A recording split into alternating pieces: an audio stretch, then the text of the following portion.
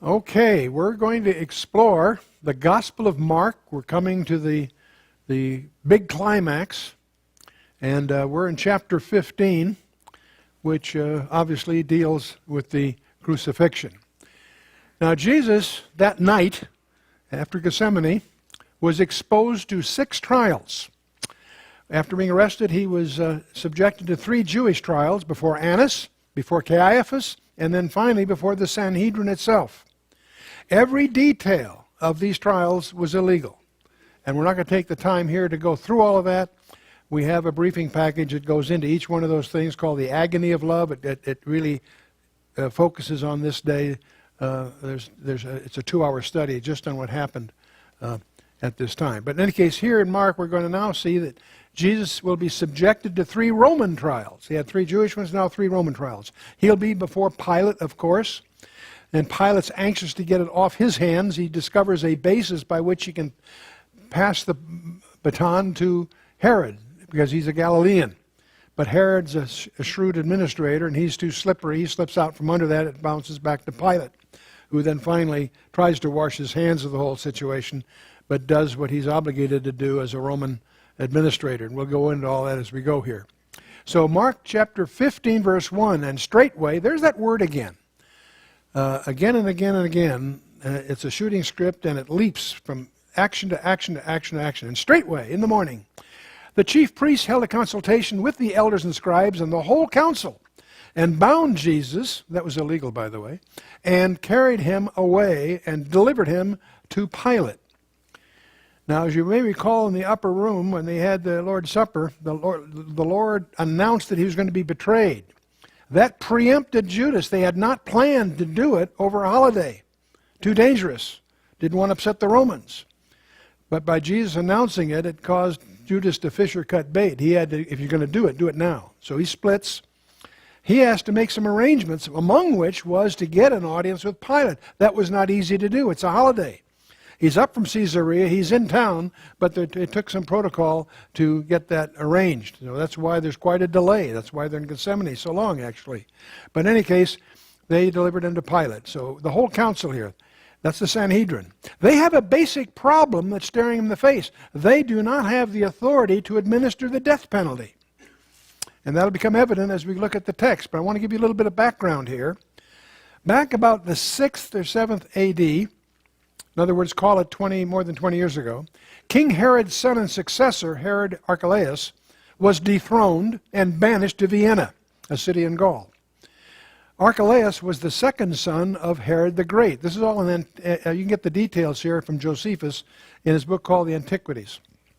And the older son, Herod Antipater, was murdered by Herod the Great along with other family members. He did a pretty systematic job. They said that it was much safer to be a dog in that household than a relative because it was dangerous. And Archelaus' mother, by the way, was a Samaritan, in other words, a quarter or less of Jewish blood, and therefore was never accepted. Herod, of course, was not Jewish. He was an Idumean, an Edomite, the traditional enemy of the Jews, incidentally. But there's more to that. We won't get into that all here. But after the death of Herod, and it's assumed by many to be about 4 B.C., but many of those assumptions turn out to be slightly inaccurate, and we won't get into all that here. Archelaus was placed over Judea as an ethnarch by Caesar Augustus. He was broadly rejected, so he was removed in about 6 or 7 A.D., and he was replaced by a Roman procurator by the name of Coponius. And the legal power of the Sanhedrin then was immediately restricted, and the adjudication of capital cases was lost. This was normal Roman policy.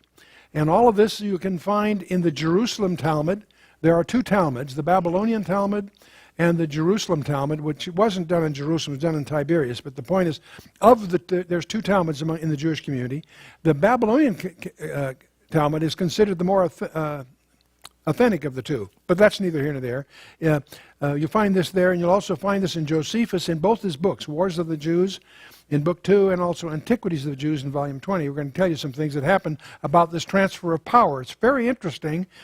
And here, let me give you a quote from Josephus. Quote, "After the death of the procurator Festus, when Albinus was about to succeed him, the high priest Ananias considered a favorable opportunity to assemble the Sanhedrin. He therefore caused James, the brother of Jesus, who is called Christ, and several others, to appear before this hastily assembled council, and pronounce upon them the sentence of death by stoning.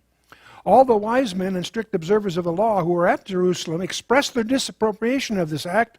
Some even went to Albinus himself, who had departed to Alexandria, to bring this breach of the law under his observation and to inform him that Irenaeus had acted illegally in assembling the Sanhedrin without Roman authority. So it's interesting. This is an interesting passage in Josephus because it mentions James and Christ, by the way. It's rather remarkable for that reason. And it makes them historical figures, if you will, from the secular schedule. And it also underscores the authority of the Sanhedrin that had passed to the Romans.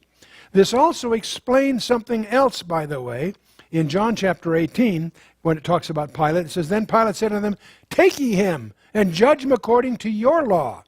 The Jews therefore said unto him, It is not lawful for us to put any man to death." That again, in the text, the biblical text, it confirms all this in the gospel text too. But here's what's interesting when you find out what the reaction was. When the members of the Sanhedrin found themselves deprived of their right over life and death, what did they do? They covered their heads with ashes and their bodies with sackcloth, and bemoaned, quote, "Woe unto us, for the scepter is departed from Judah, and the Messiah has not come." This is out of the Babylonian Talmud in chapter 4. It's quoted in a number of places, actually. Now, the reason that's a problem, see, why they thought the scepter departed, they knew their Bible. Jacob, before he died, he assembled his sons around him, and he made a prophecy on each of their tribes. But when he said of Judah, he says, "That scepter shall not depart from Judah, nor a lawgiver from between his feet until Shiloh come." That's the term for the Messiah. "And unto him shall the gathering of the people be." So in other words, the scepter was not to depart from Judah until the Messiah was present. Now the scepter departed from Judah, and the Messiah had not come. So what did they do? The high priest actually thought that the Torah, the Word of God, had failed. They should have known better. The scepter had indeed been removed from Judah, but Shiloh had come. While the Jews wept in the streets, they actually went through the streets weeping with this stuff. While they were doing that, a young son of a carpenter was growing up in Nazareth. He would present himself as the Messiah, the king, on the very day that Gabriel told Daniel he would. And he held him accountable to know that day. That's all in Luke 19, a very interesting study. Well, let's get back to the Mark text here. Pilate asked him, "Art thou king of the Jews?" And he answered and said to him, "Thou sayest it." Now, Pilate had no love for the Jews, and he was not about to do them any favors. He knew that the leadership had delivered Jesus for envy and vengeance. That'll show up in verse 10, about 8 verses from now. John gives us the most details of the Roman trial, incidentally. Now, Pilate has a dilemma. See, when you combine the gospel accounts, you quickly discover that Pilate, who is the personal representative of the ruler of the world as far as they're concerned, repeatedly stated that he found no fault. He wasn't out to defend him, he just found no fault. In John 18 and 19, Luke 23, several times, and Matthew 20, that's consistent in all the gospel accounts. But his assignment from his boss, from Rome, from the Caesar, was to keep the peace and avoid a riot, especially during this touchy holiday period. In fact, that's why they weren't going to do it during a holiday period, because they knew the Romans are really sensitive about keeping the peace here. So Pilate attempted every bureaucratic trick he could think of. When he discovered Jesus was a Galilean, he attempted to pass the whole issue on to Herod. Herod, the head of Galilee, was in town, just some blocks away probably, and so since he was there, he tried to get pin the rose on, let Herod deal with this problem. See, but Herod's a slippery old fox. That's the title Jesus used of him, incidentally. But that slippery old fox was too smart to take the bait. So Pilate finally had to cave in. Let's pick it up on Mark chapter 15, verse 3. "And the chief priests accused him of many things, but he answered nothing. Pilate asked him again, saying, Answerest thou nothing? Behold, how many things they witness against thee. But Jesus yet answered nothing, so that Pilate marveled. He made no attempt to defend himself. Didn't say a word. That's exactly what Isaiah predicted he would do in the 7th verse of that famous chapter 53.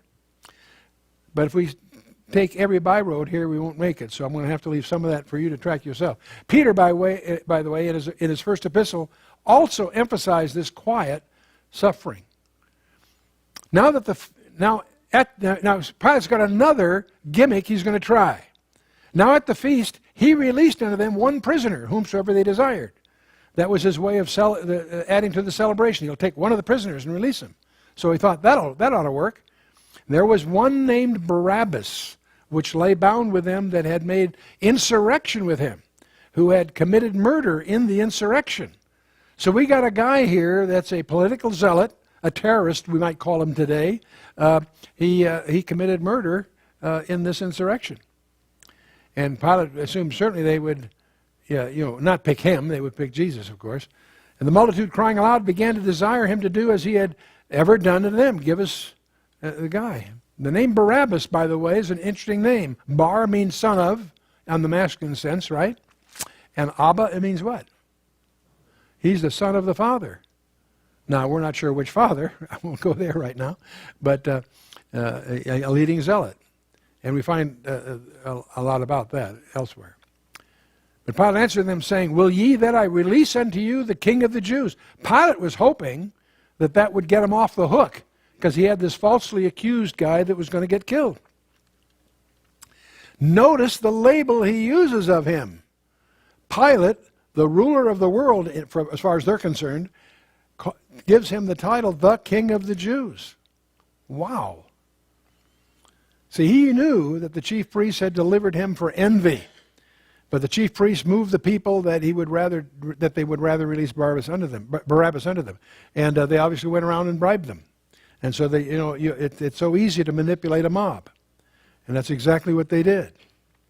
So the personal representative, the ruler of the Roman Empire, identified Jesus as what? The King of the Jews. Pilate answered and said again unto them, What will ye then that I shall do unto him whom ye call the King of the Jews? And if you don't want him released, what do you want here? And they cried out again, Crucify him. The King of the Jews. Twice Pilate uses that public label.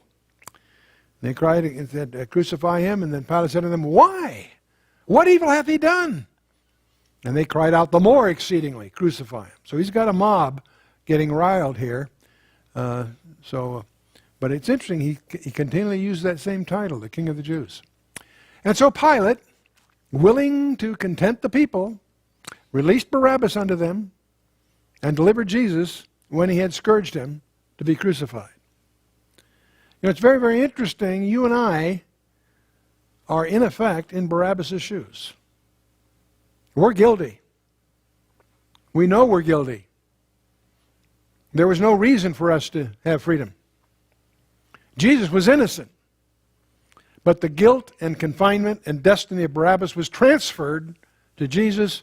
They changed places. And we have too. Thanks to this event, we are in Barabbas' shoes. We've been freed by a ransom paid by none other than the Son of God himself. And the soldiers led him away into the hall, away into the hall, called the Praetorium. And we'll get into that here in a minute. They called together the whole band, and they clothed him with purple and platted a crown of thorns and put it on his head and began to salute him. Hail, King of the Jews! And they smote him on the head with a reed. They did spit upon him, and bowing their knees, they worshipped him, obviously in jest. This is the palace, or the hall of audience, the Praetorium. I want to talk a little bit about that. The Praetorium, where Jesus was brought to trial, has been traditionally located in the neighborhood of the present Turkish barracks, where once stood the Antonia and where was stationed a large garrison. That's in Acts 21. But the statements of Josephus make it almost certain that the headquarters of the procurator were at Herod's palace. And this, by the way, refutes the traditional Via Dolorosa, which is really a Catholic set of traditions. the whole course of which depends on the theory that the way of sorrow began at the Antonia, the praetorium of a later ecclesiastical tradition. Small point, it just means we should always guard a tradition. When traditions aren't confirmed in the Scripture, they're probably wrong. Anyway, moving on. And when they had mocked him, they took off the purple from him and put on his own clothes on him and led him out to crucify him. And they compel one Simon, a Cyrenian, who passed by, coming out of the country, the father of Alexander and Rufus, to bear his cross. Now, from this statement in Mark, it is apparent that at the time this gospel was written, Alexander and Rufus were Christians, and they were all well known within the Christian community. They show up in Romans 16, as an example. And they bring him into the place Golgotha, which is being interpreted the place of a skull. And if you've been there, you know that it still, even now, until today, has those markings. But that isn't the reason we think that's the place. Yes, you can see where it may have looked like a skull a long time ago, but that isn't the basis for our identity here. I want to make that clear. If you do a topological map of that region, you discover that Mount Moriah is a ridge system. It starts at about 600 meters above sea level, rises to about 741, which is the area of the Temple Mount, but then it continues rising to the peak, which is up north. We have this ridge system. To the west is the Tyropian Valley, it's now been filled in, and Mount Zion. To the east, you have Mount of Olives, separated by the Kidron Valley. In other words, you've got really three ridges here: Mount Zion, Moriah, and Mount of Olives, separated by these two valleys, Tyropian Valley and the Kidron Valley. And so the Hinnom Valley is along the south here, and that was where we get the term Gehenna, because it was a place where they had that's where they had offered children to Moloch in its earlier history. It also was a dumping ground. It was always smoldering. So the term Gehinnom was an idiom that came from the Hinnom Valley. But Salem, the city of David, starts at the base of this rise, the city of David, or Salem, if you will. The thrashing floor, it rises to 741 meters above sea level. The thrashing floor of Aruna, that's what David purchased to be the temple site. But that's not the peak, it's a saddleback, which most of these thrashing floors were, where there's a prevailing wind. If you go, and so at the very peak, that's where the Akedah takes place. That's where Abraham offers Isaac. There's a Jewish tradition that Abraham offered Isaac where the temple was built. There's no scripture for that. He offered it at the peak. And so if you look at this more closely, there's the thrashing floor of Aruna at about 741 meters above sea level. But if you continue up there, it happens to be at 777. I wouldn't make too much of that. Those are meters above sea level, fine. But that's the peak, the Akedah, Abraham's offering of Isaac, a place called Golgotha. So it's from the topology that we have the conviction that that's where the cross was. And we know that from Leviticus 1 and Leviticus 6, all burnt offerings and sin offerings were to be on the north side, interestingly enough. People miss that. And so on the north side, burnt offerings, Leviticus 1, sin offerings, Leviticus 6. They are supposed to be outside the camp, and indeed it was outside the city gate, if you will. Without the gate, Hebrews 13 tells us, and so forth. So it meets all the scriptural conditions. We'll talk more about that in a minute. And they gave him to drink wine mingled with myrrh, but he received it not. And then when they had crucified him, they parted his garments, casting lots upon them, what every man should take. Which is interesting. If you look at Psalm 22, it's written as if Jesus is quoting it while he's hanging on the cross. He says, "They part my garments among them and cast lots upon my vesture." He had the seamless robe. That was a special prize. They didn't want to tear that up. They cast lots for that. They divided the other stuff. In fact, Psalm 22 is so descriptive here. I'm going to indulge here in going through it verse by verse. It opens with the first this first declaration in the Psalm says, my God, why hast thou forsaken me?" Jesus, I believe, calls our attention to this from the cross later. "Why art thou so far from helping me and from the words of my roaring? O my God, I cry in the daytime, but thou hearest not, and in the night season am not silent. But thou art holy, O thou that inhabitest the praise of Israel." My God, this is the only time, I believe, in eternity that he didn't call him Father. We always hear him speak of Father. Here, he says, my God. And why does he do that? Because he's in our shoes. He's in our shoes. The only time in eternity that Jesus didn't call him Father. He goes on, he says, our fathers, now he's speaking of the ancestors, our fathers trusted in thee, they trusted, and thou didst deliver them. They cried unto thee and were delivered. They trusted in thee and were not confounded. But I am a worm and no man, a reproach of men and despised of the people. Wow. I am a worm. I'm going to come back to that word here a little bit. Let's just leave it for now. All they that see me laugh me to scorn. They shoot off the lip. They shake the head, saying, he trusted in the Lord that he should deliver him. Let him deliver him, seeing he delighted in him. But thou art he that took me out of the womb. Thou didst make me hope when I was upon my mother's breasts.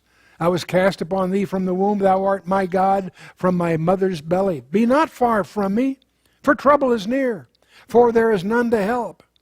Many bulls have compassed me. Strong bulls of Bashan have beset me round.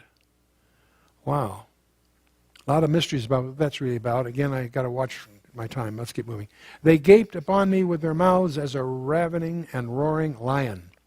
I am poured out like water. All my bones are out of joint. My heart is like wax. It is melted in the midst of my bowels.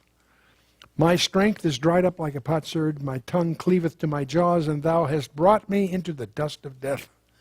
For dogs have compassed me. The assembly of the wicked have enclosed me. They pierced my hands and my feet. Now, that's a remarkable allusion here in the Psalms, because that was written 700 years before crucifixion was invented. It was invented by the Persians, subsequently widely adopted by the Romans. The official form of execution in Israel was stoning. Yet we have this description of crucifixion that is so explicit, so precise, that you'll find articles in the American Medical Association Journal attributing the details of the cause of death because of the details that are here portrayed centuries before the fact. He continues, I may tell all my bones, they look and stare upon me. They part my garments among them and cast lots upon my vesture. Now I want to get back to this one phrase in verse 6. I am a worm and no man, a reproach of men and despised of the people. The rabbis teach us that whenever there's a detail in there, it's worthy of investigation. It may be a remez, a hint of something deeper. Let's take a look at this word worm. In the Hebrew, the word is tola. It's a word that means scarlet. And the reason it means scarlet, that's where they get their scarlet or crimson. It's crimson 38 times. Scarlet dye was made from a particular worm called the Cermus vermilio. And the Cermus vermilio pierces the thin bark of twigs to suck the sap, from which it prepares a waxy scale to protect its soft body. The red dye is in this scale. When reproducing, the female climbs a tree, it's usually a holm oak, where it bears its eggs. The larvae hatch and feed on the body of the worm. In other words, it gives life. Okay? A crimson spot is left on the branch. When the scarlet spot dries out, it takes 3 days for it to dry out, it changes to white as it flakes off. You following this? Isaiah says, come now, let us reason together, saith the Lord. Though your sins be as scarlet, they shall be white as snow. Though they be red like crimson, they shall be as wool. It's interesting that this 3 days from red to white, tucked away in that little word. Anyway, verse 25. And it was the third hour, and they crucified him. The superscription of his accusation was written over the King of the Jews. That's Mark talking. We're going to see how John gives us a little more detail. In John 19, verse 19, John explains this a little more precisely. He says, and Pilate wrote a title. Who wrote it? Pilate did. Pilate wrote this title, or titlon they call it, and put it on the cross. Pilate did it himself. The writing was, Jesus of Nazareth, the King of the Jews. This title then read many of the Jews, for the place where Jesus was crucified was nigh unto the city. And it was written in what languages? Hebrew, Greek, and Latin. Hebrew because they're Jewish, obviously. Greek because that is the common language of the street, of commerce. Latin was beginning to be introduced as the official language of the Roman Empire. So the official language is Latin. The practical language was Greek. Hebrew, of course, because it was Judea. So, okay. Now, what did Pilate write? Remember, it goes, all languages flow towards Jerusalem. So nations that are to the east go from right to left. That's not just Hebrew, Arabic, Sanskrit, even Chinese. All nations west of Jerusalem go from left to right. Not just Latin, but Cyrillic and so on, and Greek. But what is he writing here? The first, we're going to go from right to left here. Yeshua, Hanatzarai, V'melech, HaYehudim. Jesus, the Nazarene, the King of the Jews. Are you with me so far? Now, whenever you and I might miss something, the Pharisees come to our rescue. Whenever they're upset, you want to find out what's bothering them. Notice here in verse 21, then said the chief priests of the Jews to Pilate, write not the King of the Jews, but that he said, I am King of the Jews. Now, Pilate isn't about to change what he wrote. Pilate answered and said, what I have written, I have written. What he actually said, if you look at the grammar of the Greek original here, Pilate said, what I have written will always remain written. Pilate is rubbing their nose in this, and why is he doing that? Pilate knows his culture. The Jews are always into acronyms. All kinds of passages in the Scripture are, Psalm 119 consists of 8 lines that all start with first an aleph, the next 8 lines by bet, and goes through 22 letters of the Hebrew alphabet. There are acrostic psalms. There are acrostics, well, if you take this as an acrostic, the first one is a yod, then a hey, then a vav, and then a hey. Yod, hey, vav, hey is the name of the unpronounceable name of what we would say Jehovah or Yahweh, if you will. And so that's why they're upset, because Pilate is putting it in their terms as an acronym. Yeshua, Hanatzarai, V'melech, HaYehudim. And they would not miss that. That's why they're upset. They wanted to rearrange it somehow, so it isn't an acronym like that. And of course, Pilate's doing it on purpose. Because it's really true, maybe, or maybe it's just because he knew they put him in this spot, and this is his way of getting even with him. Okay? Let's move on. And with him they crucified 2 thieves, one on his right hand, the other on his left, that the scriptures fulfilled which said, and he was numbered with the transgressors. And that's, of course, the 12th verse of Isaiah 53, and we could go on and on about that. And they that passed by railed on him, wagging their heads and saying, ah, thou destroyest the temple and buildest it in 3 days. Save thyself and come down from the cross. Likewise also the chief priests, mocking, said among themselves with the scribes, he saved others, himself he cannot save. Who's he saving?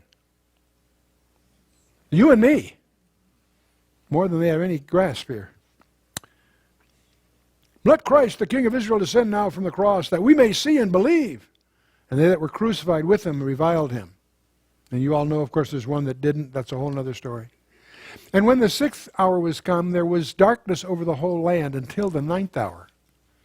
And at the 9th hour, Jesus cried with a loud voice, saying, Eloi, Eloi, lama sabachthani, which being interpreted, because it's Aramaic in part, my God, why hast thou forsaken me? It's the very quote in Aramaic from Psalm 22. And some of them that stood by, when they heard it, said, behold, he calleth Elias. They misunderstand here. See, the Eloi, Eloi was in the crowd. They didn't hear it quite right. And one ran and filled a sponge full of vinegar and put it on a reed and gave it to him to drink, saying, let us see whether Elias will come to take him down. And Jesus cried with a loud voice and gave up the ghost. Who did it? Jesus did it. And the veil of the temple was rent in twain from top to bottom. And when the centurion which stood over against him saw that he so cried out and gave up the ghost, He said, truly, this man was the Son of God. These couple of verses caused a lot of confusion. A lot of people think that the centurion was able to see the veil torn from top to bottom. No, that's in the Holy of Holies. Okay, you couldn't see that from where they were. We know that happened then because it's reported, and that's why Mark is recording it. But then that's when it was torn. When the centurion which stood over against him saw that he so cried out, the centurion's responding to what Jesus cried out and give up the ghost. He said, truly this man was the Son of God. There are some that try to argue that in order for the centurion to see the cross, that means the crucifixion took place on the Mount of Olives. And there's a group of scholars that hold that view. We don't hold that view, and we think the text indicates just the opposite. But I want you to be aware of the fact that there are good people that have a different perspective, and they build that primarily on the juxtaposition of these two verses. But that doesn't necessarily follow, and there's a lot of other evidence, we think, to the contrary. Anyway, moving on. There were also women looking on afar off, among whom was Mary Magdalene, and Mary the mother of James the Less, and of Joseph, and of Salome, who also, when he was in Galilee, followed him and ministered unto him, and many other women which came up with him unto Jerusalem. And as we've made note all the way through the study, the women seemed to understand what was coming. The guys didn't. They didn't get it until after the fact. Then they remembered that he mentioned all these things in advance. And now when the even was come, because it was the preparation, that is the day before the Sabbath, and it's talking not about Passover, it's talking about the next day is the Feast of Unleavened Bread. That causes a lot of confusion also. The word Sabbath, that's not necessarily Saturday. There are 7 Shabbats a year in addition to Saturday, that we call Saturday. This is one of them. It's the Feast of Unleavened Bread. That's the feast the day after the formal day of Passover. Passover is on the 14th of Nisan. The Feast of Unleavened Bread starts on the 15th. That's important to understand. It is a misunderstanding of this that has caused the traditional medieval church to assume that the crucifixion was on a Friday. That's what yields that tradition. There are at least 3 rebuttals in the text that the crucifixion could not have been on a Friday. First of all, Jesus specifies that in Matthew 12:40, as Jonah spent 3 days and 3 nights. 3 days and 3 nights, that's what he said. As Jonah spent it in the belly of the earth, the belly of the whale, so shall the Son of Man spend it in the belly of the earth. And you can't get 3 days and 3 nights from Friday night to Sunday morning. You can try hard as you will, it won't work, okay? But also, Matthew 28, verse 1, in your King James, has a mistranslation. And I'll take credit for the fact that this is the reason that error is not in the International Standard Version is because I caught them at it, and they agreed that they'd missed that. And that is that Matthew 28:1 should read, when the Sabbaths, plural, were passed. I told them, I rechecked the Greek, it's a plural. So that by Sunday morning there were more than one Sabbath. Okay? And so you can't have Friday.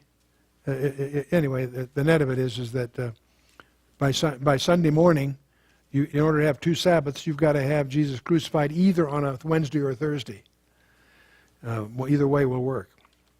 But there's also an issue in John 12, verse 1, where Jesus goes from Jericho to Bethany 6 days before Passover. And if you analyze that, you realize he couldn't do something more than a Sabbath day's journey. The Passover that week could not have been on a Friday. It had to be another day. So it turns out when you analyze that, that just tells you it wasn't Friday, and for lots of reasons we hold the view that it was Friday evening that he was crucified. But let's move on here. He's crucified. Joseph of Arimathea, an honorable counselor, which also waited for the kingdom of God, came and went in boldly unto Pilate, and craved the body of Jesus. And Pilate marveled if he were already dead, and calling unto him the centurion, he asked him whether he had been any while dead. And when he knew it of the centurion, he gave the body to Joseph. Now, there's a lot in here. It's kind of interesting. First of all, let's talk a little bit. And he went in boldly to Pilate. That's kind of interesting. Joseph of Arimathea, in John 19, it says that he was a disciple secretly.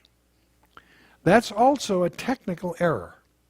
The word in the Greek is not an adverb, it's an adjective. Many people miss this. And he was secreted. It's an adjective. What does that mean? What's the difference? Obviously, he was a secret disciple, but what it means is he was secreted. He was hidden. They hid him. He was in hiding. It's an adjective, not an adverb. It's not how he believed, it's how he was because he believed. You follow me? Small point, but that's one of the reasons that Pilate is surprised to see him. Because he was in hiding. He disappeared. He's in undercover, if you will. Now, the other thing about Joseph that's shocking is that he won't boldly into Pilate. You didn't do that. He was the Roman ruler of all of Judea. You didn't walk in knocking on the door, hey, can you got a minute? No, he had huge, huge access. So he apparently was a very powerful person. Now, I'm told that the conversation went something like this. The Pilate said, you have carved out this tomb for your family, and you're going to give it to this criminal? And Joe said, oy vey, it's just for the weekend. Now, I know that's true because Chuck Smith actually used that from the pulpit on a Easter Sunday once. But anyway, getting back to seriously. He clearly was known to Pilate, and it's very likely he was the next of kin. That would be the Roman law. To claim the body, you had to have not only access to Pilate, but you had to give him permission that would be reserved for the next of kin. So anyway, it continues, and he brought fine linen and took him down. We understand Nicodemus helped him. And they wrapped him in the linen and laid him in a sepulchre which was hewn out of a rock. I want you to notice that. Not all sepulchres were carved in a rock. This one was. And rolled a stone unto the door of the sepulchre. And Mary Magdalene and Mary the mother of Joseph beheld where he was laid. They made a note of that. Now this is a picture of what's known as the garden tomb. And if you haven't been there, you want to make a point of doing that. It's a life-changing experience to actually be there. They won't oversell it, but I can tell you candidly that I'm convinced from studying the details here and studying the biblical text, I can count over 18 details that are in the text that confirms this. So doesn't mean I'm right, but I just hold the view that really was, it's not representative, it really was the tomb. And that's surprising, because generally in Israel, they'll always sell you this and that as the accurate one, and they're wrong. Here's one where they don't oversell it, but they happen to be on sound ground here. The garden tomb. Let me give you a little bit of background here. General Charles George Gordon, he was a very distinguished British general. He was commissioned as second lieutenant in 1852. He discovered this area while in Jerusalem. Originally, this was known as Gordon's Calvary. They thought he's a nut. Now it's now known as the Garden Tomb. And that was in 1883 is when he discovered this. Important date to notice here. I discovered that Andrew Bonar, in his commentary on Leviticus, describes this tomb from only the Torah text. But what's amazing, when I realized that, I checked, Bonar published his commentary on Leviticus 43 years before General Gordon discovered what they call Gordon's Calvary. So Bonar built his description there. When you read Bonar's description, you think you're there. Had to be, because he builds it strictly from the Torah. That had to be carved out of rock and had other conditions. And he mentions all that. Anyway, let's summarize the events here. Jesus arrives at Golgotha. He refuses the offer of wine, vinegar, and myrrh. Then he's nailed to the cross between those two thieves. Then we hear the first cry from the cross, Father, forgive them, for they know not what they do. That's what Luke has for us. Then the garments are allocated. That's recorded in all 4 of the Gospels. The Jews mock Jesus. That's recorded in 3 of them. He converses with the 2 thieves, as you know. Then the second cry, that was to the one of the thieves, you will be with me in paradise. Wow.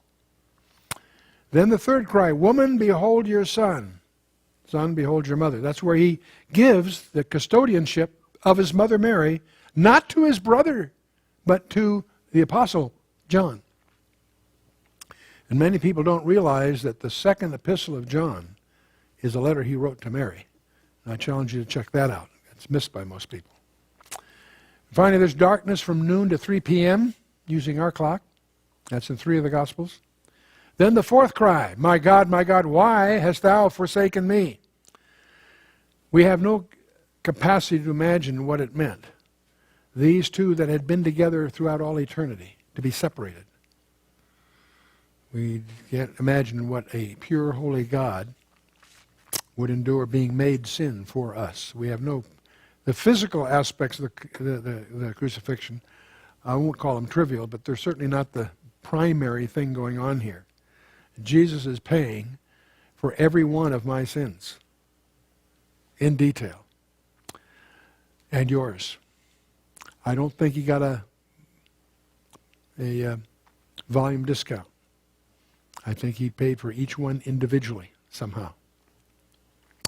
Anyway, you get to the fifth cry, I am thirsty. Then he drank the wine vinegar. And then finally, the sixth cry, it is finished. And the seventh cry, Father, into your hands I commend my spirit. And some of those comments are detailed primarily by Luke for us. Then he dismissed his spirit, and that's in all 4 of them, of course. And then that was when the temple is torn in twain. It's in 3 of the Gospels. And the Roman soldiers declare, surely he was the Son of God. That's both in Matthew and Mark. 7 cries from the cross. Father, forgive them, they know not what they do. Today thou shalt be with me in paradise. Woman, behold thy son, behold thy mother. My God, why hast thou forsaken me? I thirst. Tetelestai, it is finished, paid in full. Father, into thy hands I commit my spirit. I'm fascinated by the painting called Corpus Christi by Salvador Dali. I was startled to realize that Salvador Dali was not only an artist, he obviously was extremely, profoundly knowledgeable of mathematics, because that is a 4-dimensional cube, unraveled in 3 dimensions. It's called a tesseract, or a Hinton cube. And it's a very sophisticated concept here that's known only to someone that's been into hyperspaces. But Dali used it as his motif for his view of the cross, and I think that's absolutely flabbergasting. Well, next time we have our final session in Mark. It's a little short chapter, which of course deals with the resurrection. I love this picture. This picture was taken in the middle of the night at the resurrection. The stone that's missing is in the picture. So once you see something like this, you never trust Photoshop again. Right? But anyway, I want you for next time to study Mark 16. But I have a couple of questions. As you study Mark chapter 16, I want you to pay attention to the last 12 verses, and your study Bible probably has a footnote saying that those verses were added by a later scribe. We're going to attack that hypothesis, and it's going to yield an astonishing surprise for you next time. Were they added later? I'm going to prove to you, using millions of computers, I can prove to you that's impossible. You may think that's surprising. Be prepared for a deep surprise. So that's the end of the formal lesson, but I want to talk about something else in the spirit of the season. We talked here about Isaiah 9:6, because it's Christmas. You always see this on Christmas cards. It opens up, for unto us a child is born, unto us a son is given, and the government shall be upon his shoulder. His name shall be called Wonderful Counselor, the Mighty God, the Everlasting Father, the Prince of Peace. We see this every year on Christmas cards and everywhere else probably. We always assume they're synonyms. For unto us a child is born. No, that's Christ's humanity. A child is born. Unto us a son is given. That speaks of his divinity. He's both human and divine. This Christmas, as we consider the babe in Bethlehem, let's remember the son that was given, the lamb that was slain at Passover. Let's stand for a closing word of prayer.